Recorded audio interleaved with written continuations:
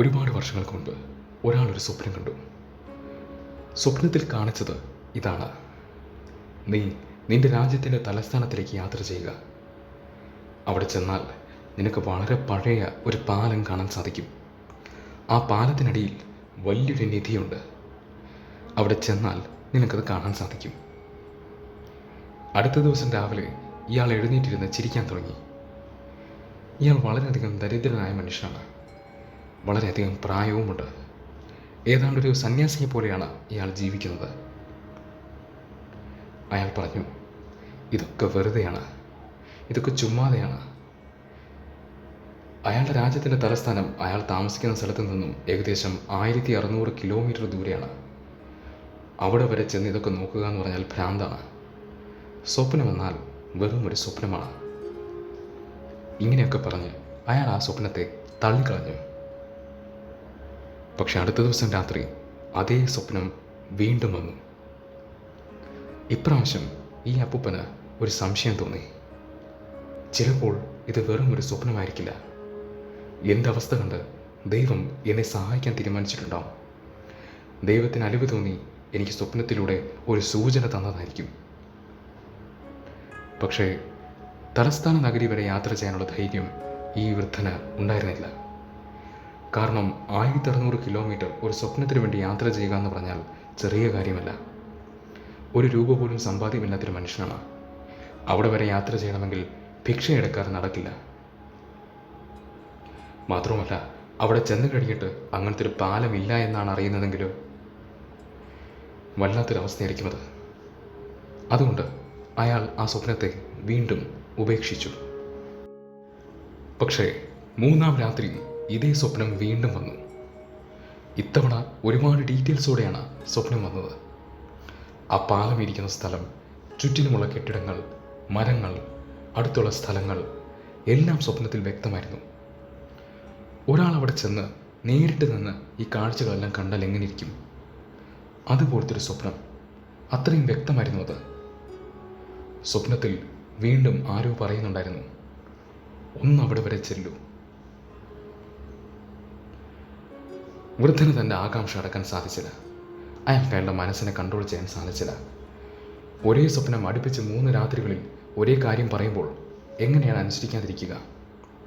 കടം വാങ്ങിച്ചും ഭിക്ഷയെടുത്തും ഈ വൃദ്ധൻ 1600 കിലോമീറ്ററുകൾ താണ്ടി തലസ്ഥാനത്തെത്തി. തലസ്ഥാനത്തെത്തിയതിനു ശേഷം തൻ്റെ സ്വപ്നത്തിൽ നിർദ്ദേശിച്ച സ്ഥലത്തേക്ക് അയാൾ ചെന്നു. അവിടെ എത്തിയപ്പോൾ അവിടുത്തെ കാഴ്ച കണ്ടപ്പോൾ അയാൾ ഞെട്ടിപ്പോയി. അതാ അവിടെ ഒരു പാലം നിൽക്കുന്നു. അയാൾ സ്വപ്നത്തിൽ കണ്ട അതേ പാലം. അതുമാത്രമല്ല, ചുറ്റിനുമുള്ള മരങ്ങൾ, കെട്ടിടങ്ങൾ എല്ലാം സ്വപ്നത്തിൽ കണ്ടതുപോലെ തന്നെ. ഒരു വ്യത്യാസവുമില്ല. പക്ഷെ ഒരു കുഴപ്പമുണ്ടായിരുന്നു. പാലത്തിന് നേരെ താഴെ ഒരു പോലീസ് ഉദ്യോഗസ്ഥൻ കാവൽ നിൽക്കുന്നുണ്ടായിരുന്നു. അങ്ങനൊരു ഉദ്യോഗസ്ഥനെ അയാൾ സ്വപ്നത്തിൽ കണ്ടിരുന്നില്ല. ഈ ഉദ്യോഗസ്ഥനാണെങ്കിൽ അവിടെ നിന്ന് മാറുന്നതുമില്ല. അയാൾ അടുത്ത് നിൽക്കുന്ന ആൾക്കാരോടെല്ലാം എന്തുകൊണ്ടാണ് ഇവിടെ ഉദ്യോഗസ്ഥൻ നിൽക്കുന്നത് എന്ന് അന്വേഷിച്ചു. അപ്പോൾ അവർ പറഞ്ഞത് ഇതൊരു ആത്മഹത്യ പോയിൻ്റാണെന്നാണ്. സ്ഥിരമായി ഇവിടെ നിന്നും ആൾക്കാർ ചാടി ആത്മഹത്യ ചെയ്യുന്നു. അതുകൊണ്ട് ഭരണാധികാരികൾ ഇവിടെ ഒരു ഉദ്യോഗസ്ഥനെ കാവൽ നിർത്തിയിരിക്കുകയാണ്, ആത്മഹത്യകൾ ഒഴിവാക്കാൻ. 24 മണിക്കൂറും ഈ പാലത്തിന് താഴെ ഒരാൾ കാവലുണ്ടാവും. ഒരാൾ മാറിക്കഴിഞ്ഞാൽ മറ്റൊരാൾ വരും. വൃദ്ധന് വലിയ വിഷമമായി. പക്ഷെ ഇത്രയും ദൂരം യാത്ര ചെയ്തിട്ട് ഒന്ന് ശ്രമിക്കാതെ പോകുന്നത് ശരിയല്ലല്ലോ. അതുകൊണ്ട് വൃദ്ധൻ തൻ്റെ ഭാഗ്യം പരീക്ഷിക്കാൻ ശ്രമിച്ചു. ഒരുപാട് നേരം ഈ വൃദ്ധൻ പാലത്തിൻ്റെ ചുറ്റും കിടന്ന് കറങ്ങാൻ തുടങ്ങി. ഒടുവിൽ പോലീസുകാരൻ്റെ ശ്രദ്ധയിൽ ഇത് പെട്ടു. അയാൾ ആ വയസ്സിനെ പിടിച്ചു. എന്നിട്ട് ചോദിച്ചു, എന്താ ഇവിടെ കിടന്ന് കറങ്ങുന്നത്? ആത്മഹത്യ ചെയ്യാൻ വല്ല പ്ലാനുമുണ്ടോ? വെറുതെ എനിക്ക് ആവശ്യമില്ലാത്ത ജോലികളൊന്നും ഉണ്ടാക്കി വയ്ക്കരുത്. പോലീസുകാരൻ്റെ മറുപടി കേട്ടതും വൃദ്ധൻ പറഞ്ഞു, അയ്യോ, ഞാൻ ആത്മഹത്യ ചെയ്യാൻ വന്നതല്ല. ഞാനൊരു സ്വപ്നം കണ്ടു, അതുകൊണ്ട് വന്നതാണ്. കഴിഞ്ഞ 3 ദിവസമായി ഞാൻ ഒരേ സ്വപ്നം കാണുകയാണ്.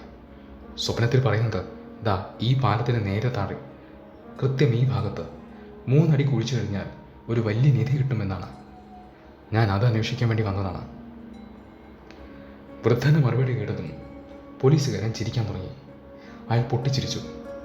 എന്നിട്ട് പറഞ്ഞു, നിങ്ങൾ വളരെ വലിയൊരു മണ്ടനാണ്. എന്തായാലും രസകരമായൊരു കാര്യം ഞാനും പറയാം. കഴിഞ്ഞ കുറേ ദിവസമായി ഞാനും ഇതുപോലത്തെ ഒരു സ്വപ്നം കാണുന്നുണ്ട്.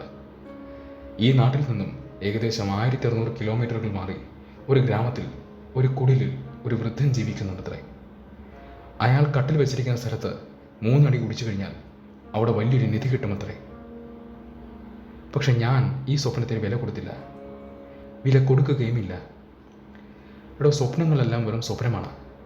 ആവശ്യമില്ലാതെ ഇങ്ങനെ സ്വപ്നങ്ങളുടെ പിറകെ ഓടരുത്. നിങ്ങളല്ലാതെ ആരെങ്കിലും ഇത്രയും ദൂരമൊക്കെ താണ്ടി ഇവിടെ വരുമോ? പോലീസുകാരൻ പറഞ്ഞത് കേട്ടപ്പോൾ ആ വൃദ്ധൻ ഞെട്ടിപ്പോയി. അയാൾ പോലീസുകാരനോട് സ്വപ്നത്തിൽ ഗ്രാമത്തിലെ പേരും ആ വൃദ്ധൻ്റെ പേരും പറയുന്നുണ്ടോ എന്ന് ചോദിച്ചു. പോലീസുകാരൻ അതുണ്ടെന്ന് പറഞ്ഞു. വൃദ്ധൻ ചോദിച്ചു, ഗ്രാമത്തിൻ്റെ പേരെന്താണ്? സ്വപ്നത്തിൽ പറയുന്ന വൃദ്ധൻ്റെ പേരെന്താണ്? പോലീസുകാരൻ ഗ്രാമത്തിൻ്റെ പേരും വൃദ്ധൻ്റെ പേരും പറഞ്ഞു കൊടുത്തു. ആ വൃദ്ധൻ ഞെട്ടിപ്പോയി. അത് അയാളുടെ ഗ്രാമമാണ്. പോലീസുകാരൻ പറഞ്ഞത് ആ വൃദ്ധൻ്റെ പേരാണ്. പോലീസുകാരൻ വൃദ്ധനെ അവിടുന്ന് ഓടിച്ചു വിട്ടു. വൃദ്ധൻ തനിക്ക് പറ്റാവുന്നത്രയും വേഗത്തിൽ തലസ്ഥാനത്ത് നിന്നും തൻ്റെ നാട്ടിലേക്ക് മടങ്ങിയെത്തി. കുടിലെത്തിയതും അയാളുടെ കട്ടിൽ മാറ്റി. 3 അടി കുഴിച്ചു കഴിഞ്ഞപ്പോൾ അതാ വലിയൊരു നിധി അവിടെ ഇരിക്കുന്നു. മനോഹരമായൊരു സ്പിരിച്വൽ സ്റ്റോറിയാണിത്. ഈ സ്റ്റോറി പറയുന്നത് നമ്മൾ അന്വേഷിക്കുന്ന ആത്മീയ സത്യം, സ്പിരിച്വൽ ട്രൂത്ത് നമ്മുടെ തന്നെ ഉള്ളിലുണ്ട് എന്നാണ്. പലരും ഇതന്വേഷിച്ച് പുറത്ത് യാത്രകൾ നടത്തുകയാണ്. ആയിരക്കണക്കിന് കിലോമീറ്ററുകളുടെ യാത്രകൾ, ഒരു സ്ഥലത്തു നിന്നും മറ്റൊരു സ്ഥലത്തേക്കുള്ള യാത്രകൾ. പക്ഷേ അവർ തിരിച്ചറിയുന്നില്ല അവർ അന്വേഷിക്കുന്നത് എന്തോ അത് അവരുടെ ഉള്ളിൽ തന്നെ ഉണ്ട് എന്ന്. യാത്ര വേണം എന്നതുള്ള സത്യം തന്നെ. പക്ഷേ യാത്ര പുറത്തല്ല, പുറത്തേക്കുള്ള യാത്രയല്ല ആവശ്യം. യാത്ര ഉള്ളിലേക്കാണ് നടത്തേണ്ടത്. നിങ്ങൾക്ക് ആ യാത്ര നടത്താൻ സാധിക്കട്ടെ. കാണാതായിരിക്കുന്ന നിങ്ങളുടെ നിധി നിങ്ങൾക്ക് കണ്ടെത്താൻ സാധിക്കട്ടെ.